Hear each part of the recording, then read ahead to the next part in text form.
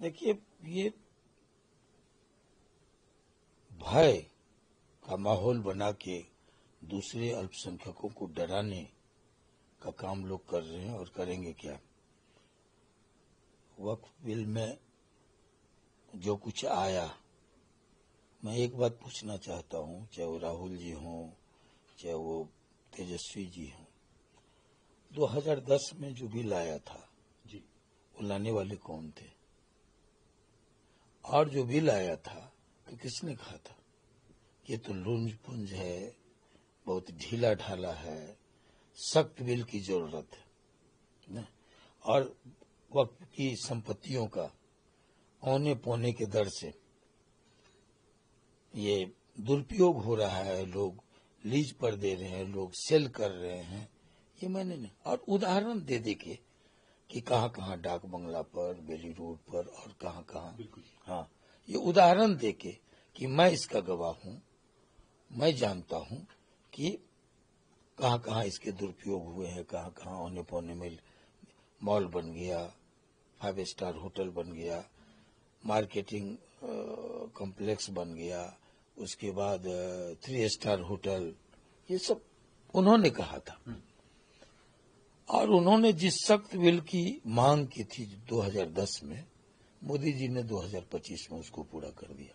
अब चिल्पो मचा रहे हैं, अब सेकुलरिज्म का वो झंडा बरदार हैं।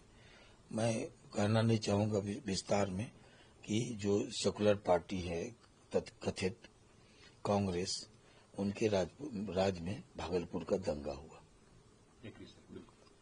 और जब एनडीए की सरकार बनी, बीजेपी के साथ सरकार में आए नीतीश जी, तो उन्होंने फाइलों पर से जो गर्द पड़े थे उसको हटा करके ट्रायल चला के बिलों में छुपे हुए अपराधियों को ला करके जेल भेज दिया। जो भी आज मैं हिंदुस्तान की बात करूंगा कि मुसलमानों के लिए जितना कुछ नीतीश कुमार जी ने कहा वो दुर्लभ है, वो इतिहास है, इसको जानने की जरूरत है। हाँ, अभी पानी के बुलबुले की तरह लोगों को आक्रोश है, गलतफहमियां हैं, तो कुछ लोग अब वो कौन कर रहे हैं इस्तीफा अगर जिम्मेवार पद पर बने लोग जमा खान करते, खालिद अनवर एमएलसी हैं वो करते, बात समझ में आती। कौन लोग कर रहे हैं? तेजस्वी यादव तो कह रहे हैं कि हमारी सरकार बनेगी और जैसे ही सरकार बनेगी इसमें डस्टबिन में फेंक देंगे। सरकार बनेगी तब तो, ये तो मुंगेरी लाल के हसीन सपने हैं। सरकार बनेगी तब तो, बनने दीजिए, फिर उस समय देखा जाएगा। अच्छी बात है। कुछ एक लीडर जो अपने आपको जदयू के बता रहे हैं, उन्होंने पार्टी छोड़ी है और बाद तेजस्वी यादव से जब पूछा गया कि उनके लीडर्स पार्टी छोड़ रहे हैं, उन्होंने कहा कि जदयू जो है वो टूट जाएगी। अब देखिए, बीजेपी जदयू को बस चुनाव तक ही साथ रखेगी, उसके बाद क्या होगा हम आप सब अच्छी तरीके से जानते हैं। सर, आपको क्या लगता है जदयू के अंदर क्या चल रहा है? देखिए, जेडीयू के अंदर क्या चल रहा है इस बात को छोड़ दीजिए, उसका नाम ही है जनता दल यू, एकीकृत जनता दल, जो एकजुट है। अब आरजेडी में क्या चल रहा है वो उनकी चिंता, इसकी चिंता वो करे ना। एक ही सवाल पर वो कहते हैं कि अब संघ के गोद में बैठ गए, अब वो सेकुलर नहीं रहे। पिताजी कहते हैं कि आओ भाई, दरवाजा खुला है, आप सेकुलर लोग, हम लोग सेकुलर, आप हम सब साथ मिलकर चलें, सरकार बनाए। तो इस सवाल पर भी मतभिन्नता है। जहां तक वक्फ बिल का सवाल है, उस पर भी मतभिन्नता परिवार में देखा जा सकता है। जैसे ये कह रहे कुछ और उन्होंने कहा था कुछ ऑन रिकॉर्ड सदन के अंदर कि ढुलमुल है, ढीला ढाला है, सख्त बिल लाओ, हम साथ देंगे, पास कराएंगे। ये तो अंतर्विरोध है आपस में।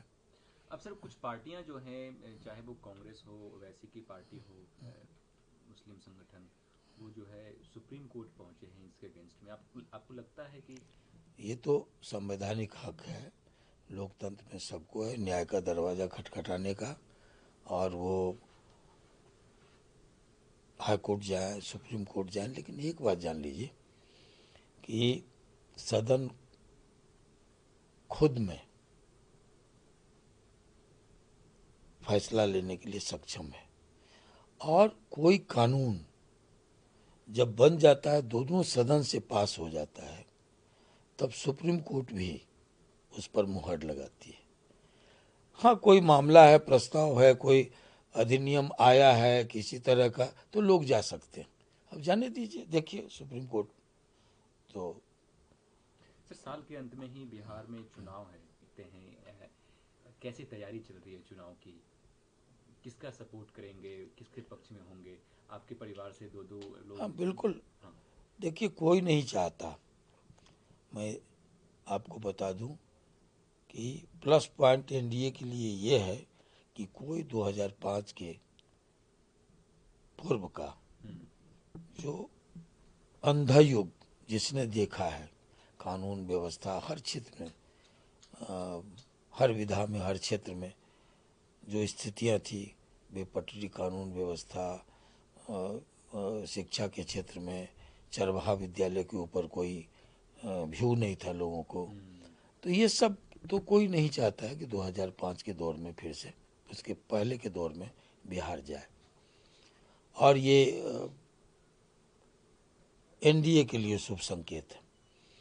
मैं ऐसा मानता हूं कि इसका लाभ एनडीए को मिलेगा। और फ्रस्ट्रेशन में लोग बोल रहे हैं। एक और नए प्लेयर हैं सर मैदान में, प्रशांत किशोर।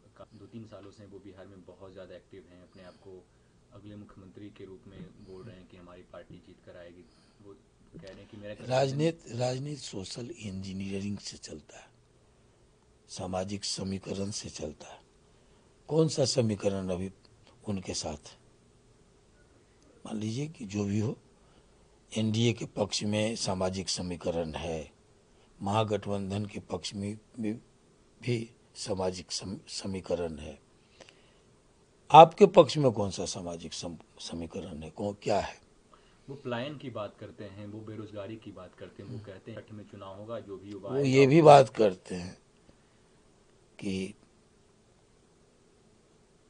कैसे न नीतीश कुमार, अब की बार नीतीश कुमार, ये वो भी बात करते हैं। वही उन्हीं का नारा था ना, अब की बार नीतीश कुमार, ये भी बात करते हैं। वो अच्छे मैनेजर हैं। अच्छा डीलर होना और अच्छा लीडर होना, दोनों में फर्क है। अब प्रशांत जी कर रहे हैं कोशिश, सबको राइट है, लेकिन मैं देख रहा हूं अभी कि दो ही तरफ सामाजिक ध्रुवीकरण है, या तो एनडीए की तरफ या फिर महागठबंधन की तरफ। तीसरा, बहुत सारे लोग आए, मैं इसलिए कह रहा हूँ, व्यवहारिक बात कर रहा हूँ, बहुत सारे लोग आए। जो लोग आए इनसे ज्यादा पॉपुलर थे। ओवैसी जी आए, उपेंद्र कुशवाहा जी आए, चिराग पासवान भी आए, अरुण कुमार भी आए, बहुत सारे लोग आए। पप्पू यादव भी लगातार लगे रहे कि नहीं लगे रहे? सारे लोग तीसरे विकल्प के लिए, नागमणि जी लगे रहे, तीसरे विकल्प की बात की। सारे लोग या तो इधर गए, इस पार्ट में गए, चाहे उस पार्ट से सटे, बीच में कुछ बचा नहीं। अभी इनका प्रयोग चल रहा है। तो इन्होंने जो 4 सीटों पर चुनाव लड़ा था, 247 पर एक व्यक्ति के लिए लड़ना टेढ़ी खीर है। जब 4 सीटों पर आप लड़े और रिजल्ट ढाक के 3 पाता है, हाँ, तो फिर आप आगे देखिए क्या होता है। कांग्रेस भी अपनी नई टीम बनाई है, जो उनसे जो पदयात्रियों की कमान जो उनसे ले लिया गया है, नई टीम है, नए प्रभारी हैं, नया अध्यक्ष है। कन्हैया कुमार उस पदयात्रा में शामिल हैं। पदयात्रा है पलायन रोको, रोजगार। देखिए, बिहार कांग्रेस लालू जी के ड्राइंग रूम का गुलदस्ता है शोभा बढ़ाने के लिए। अब वो उससे निकलने की छटपटाहट है, कोशिश है। तो इस कोशिश में नई टीम खड़ी हुई है। तो ये तो पार्टियों का राइट है, उनको लगा होगा कि हाँ कुछ लोग लालू जी के प्रवक्ता बन के बैठे हैं तो नया प्रयोग हुआ है, अच्छी बात है। लेकिन फिलहाल अभी जो स्थिति है कांग्रेस की, वो बहुत मेहनत की ज़रूरत है, बहुत मशक्क़त की ज़रूरत है। ठीक है सर, थैंक यू। पदयात्रा चल रही है दो पार्टियों की, एक जनसुराज की और एक कांग्रेस की। दोनों पदयात्राओं को आप कैसे देख रहे हैं? क्या चुनावी फायदे के लिए ये कर रहे हैं, या फिर क्या इससे लगता है आपको उन दोनों पार्टियों को चुनाव में कुछ फायदा होना है? जितना मैं जानता हूँ, पदयात्रा इस देश में तीन ही शख्सियत ने की। एक महात्मा गांधी, जिनके सामने लक्ष्य था, उद्देश्य था स्वराज, स्वाधीनता। दूसरा था ये जो गैर बराबरी थी और जमीनों के मामले में असमानता थी, तो उसमें संतुलन बनाने के लिए, भूदान के लिए निकले थे विनोबा भावे कि भूमिदान करो और उसको गरीबों में बांट कर एक सामंजस्य स्थापित करो। उनके सामने भी एक महान उद्देश्य था।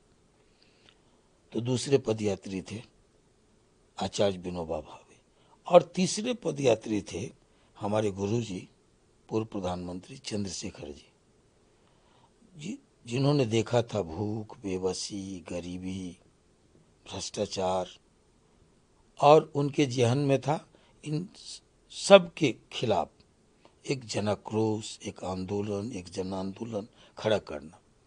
तो उन्होंने पदयात्रा की थी। आज़ादी के दशकों बाद जब उन्होंने देखा कि लोग निराश हो रहे हैं, हताश हो रहे हैं, तो वो निकले थे भारत यात्रा पर। मेरी दृष्टि में ये तीन ही मुख्य रूप से जिनके सामने उद्देश्य था, लक्ष्य था, ये पदयात्री हुए।